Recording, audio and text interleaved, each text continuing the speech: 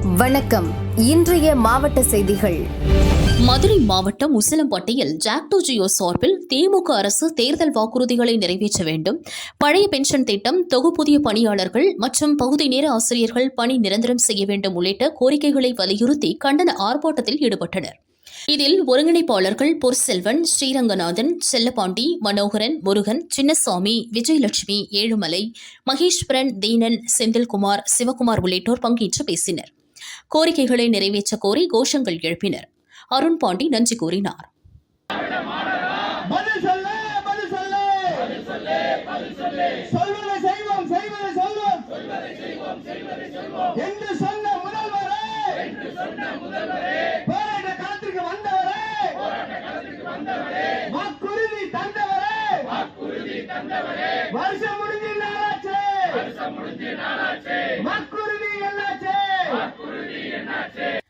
சென்னையில் நந்தனம் ஒருங்கிணைந்த நிதித்துறை வளாகம் மற்றும் ரிப்பன் மாளிகை வளாகத்தில் ஆர்ப்பாட்டம் நடந்தது.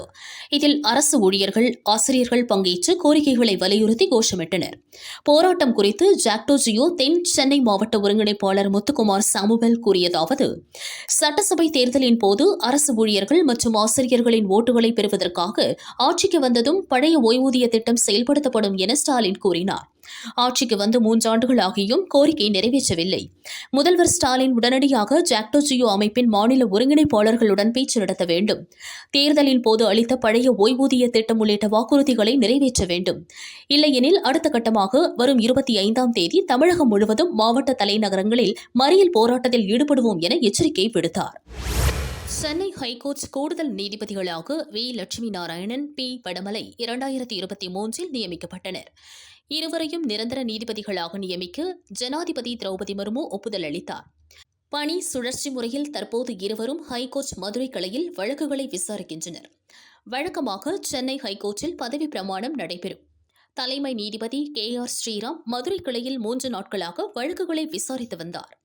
இதனால் இரு நீதிபதிகளையும் நிரந்தர நீதிபதிகளாக நேற்று பதவி பிரமாணம் செய்து வைத்தார்.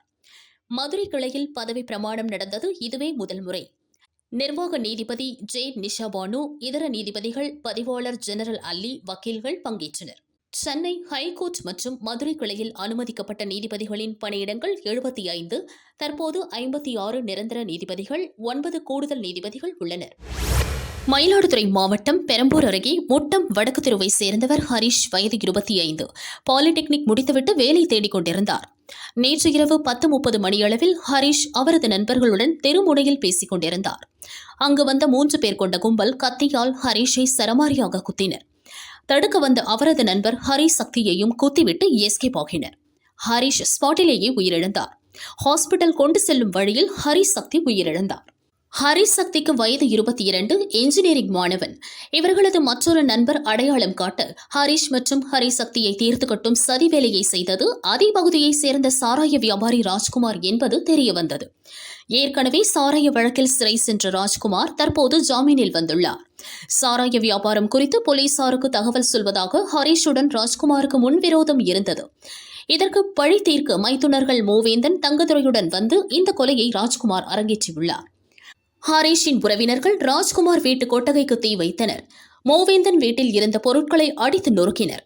மயிலாடுதுறை SP ஸ்டாலின் விசாரணை நடத்தினார்.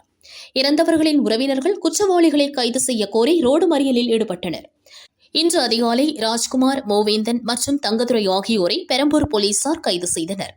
இறந்தவர்களின் உடல்கள் வைக்கப்பட்டுள்ள மயிலாடுதுறை அரசு ஹாஸ்பிட்டலில் போலீசார் குவிக்கப்பட்டுள்ளனர். தொடர்ந்து விசாரணை நடக்கிறது. சின்ன பசங்க எல்லாருமே படிக்கிற பசங்க. அந்த இறந்து போன ஹரிசக்தி மற்றும் ஹரிஷ் 2 பேருமே ஒருத்தன் அன்னை காலேஜில் BE படிக்கிறவனும், இன்னொருத்தன் AVC காலேஜில் டிப்ளமோ படிக்கிறவனும். 2 பசங்களும் இதே தான். நேற்று என்ன நடந்திருக்குன்னா, தினேஷ், அதாவது இவனுங்க கூட உள்ள ஒரு பையன், தினேஷ்ங்கிற பையன் நேற்று போயிட்டு இதே மாதிரி வியாபாரம் தெருவுள்ளேயே எங்க முட்டம் வடக்கு தெரு கிராமத்து உள்ள கோயில் இருக்கும், கோயில் தெருவுள்ளேயே வியாபாரம் பண்றது. ஏன்னா யாருமே போய் கேட்க முடியாது. கேட்டா யாரா இருந்தாலும் என்னடா எங்க கிட்ட பணம் இருக்கு, போக்குவரத்து இருக்கு, ஏன்னா அவனுக்கு அண்ணன் தம்பி போக்குவரத்து எல்லாம் இருக்குன்னு சொல்லிட்டு யாருமே போய் எதுவும் கேட்க மாட்டாங்க. கேட்டா உடனே சண்டை, உடனே அடிதான். 3 நாளைக்கு முன்னாடி அதுவே எங்க வடக்கு தெருவை சேர்ந்த ஒரு தீபா, விஜயகுமார் என்கிற குடும்பத்தை வந்து ஊடு புந்து அடிச்சானுங்க. சாராயவனை ஏன் பண்றீங்கன்னு கேட்டதுதான். சின்ன பசங்க எல்லாம் சின்ன பசங்க, படிக்கிற பசங்க எல்லாம், படிச்சுட்டு இருக்க பசங்க தெருக்குள்ளேயே அந்த கோயில் வாசல்ல ஏற்கனவே நிறைய கம்ப்ளைண்ட். அதை எடுத்து பார்க்க சொல்லுங்க. 2 ஸ்டேஷன்லையுமே அவ்வளோ கம்ப்ளைண்ட். அதை யாராவது போய் கேட்குறவங்க மேலே தான் ஆப்ஷனுங்க.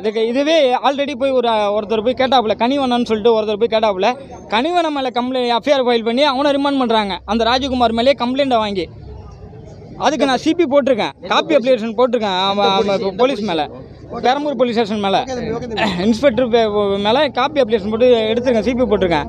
அதனால் இந்த பசங்களுக்கு நீதி வேணும், இவங்களுக்கு நஷ்டஈடு வழங்குமாறு தாழ்மையுடன் கேட்டுக்கொள்கிறேன். சென்னை ஓட்டேரி படவேட்டம்மன் தெருவில் நகைப்பட்டறை வைத்திருப்பவர் ஷேக் சம்சுவலம். இவரிடம் 100 பேர் வேலை பார்க்கின்றனர். பட்டறையில் வேலை பார்க்கும் மேற்கு வங்கத்தை சேர்ந்த அப்துல் நசீமிடம் 750 கிராம் நகைகளை பாலிஷ் போட சொல்லிக் கொடுத்து அனுப்பினார். பாலிஷ் போட சென்றவர் இரவு வரை திரும்பி வரவில்லை. அருகில் இருந்தவர்களிடம் விசாரணை செய்ததில் நகையுடன் எஸ்கேப் ஆன விவரம் தெரியவந்தது. ஷேக் சம்சுவலம் ஓட்டேரி போலீசில் புகார் கூறினார். நகையுடன் தப்பி ஓடிய அப்துல் நசீம் மேற்கு வங்கத்திற்கு தப்பினாரா என அவரது கூட்டாளிகளிடம் போலீசார் விசாரிக்கின்றனர். போஸ்ட் ஆபீஸை தனியார் மயமாக்கும் மத்திய அரசை கண்டித்து திருச்சி கோட்ட அலுவலகம் முன்பு ஆர்ப்பாட்டம் நடைபெற்றது.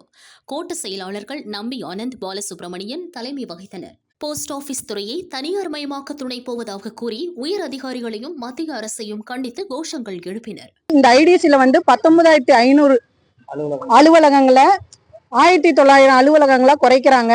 இப்படி குறைக்கிறதுனால அஞ்சல் துறையில 1.5 லட்சம் ஊழியர்கள் பாதிக்கப்படுவாங்க. அந்த 1.5 லட்சம் ஊழியர்கள் இல்லாம அவங்கள சார்ந்து இருக்கிற அவங்க குடும்பங்களும் ரொம்ப பாதிக்கப்படுவாங்க.